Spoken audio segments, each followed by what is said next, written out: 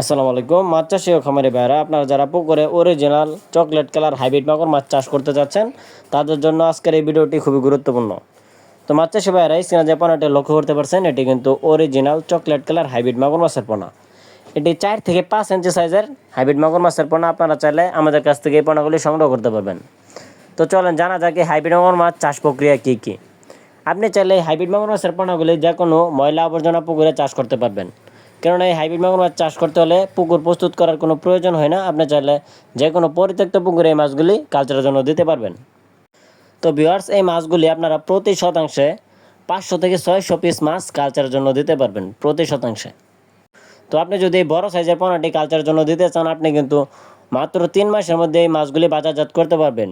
মাত্র 3 মাসে এই মাছগুলি বিক্রি উপযোগী হয়ে যায়।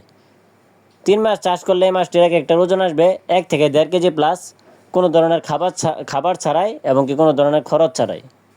বিনা খরচে কিন্তু আপনি এই মাছগুলি চাষ করতে পারবেন যে কোনো ময়লা আবর্জনা পুকুরে। এই হাইব্রিড মাগুর মাছের প্রধান খাদ্য হচ্ছে ব্রয়লার লিটার, মরা মুরগি, পচা পান্তা ভাত, গরুর গোবর ইত্যাদি ধরনের সকল প্রকার পচা জাতীয় খাদ্য কিন্তু খেয়ে বড় হয়ে থাকে। তো শৌখিন মাছ চাষি ভাইরা, আপনারা যারা এই উন্নত জাতের পোনাগুলি খুঁজতেছেন, আপনারা চাইলে কিন্তু আমাদের স্ক্রিনে দেওয়া নাম্বারে যোগাযোগ করতে পারেন। আমরা এই পোনাগুলি সারা বাংলাদেশের 64 জেলায় বিনামূল্যে ফ্রি হোম ডেলিভারি সার্ভিস দিয়ে থাকি। আমাদের কাছ থেকে আপনারা 100% গ্যারান্টি সহকারে উন্নত জাতের ও ভালো জাতের পোনা সংগ্রহ করতে পারবেন। তো আপনারা যারা ছোট সাইজের মাগুর মাছের পোনা সংগ্রহ করতে চান, আপনারা চাইলে আমাদের কাছ থেকে বিভিন্ন সাইজের পোনাও সংগ্রহ করতে পারবেন অ্যাভেলেবেল।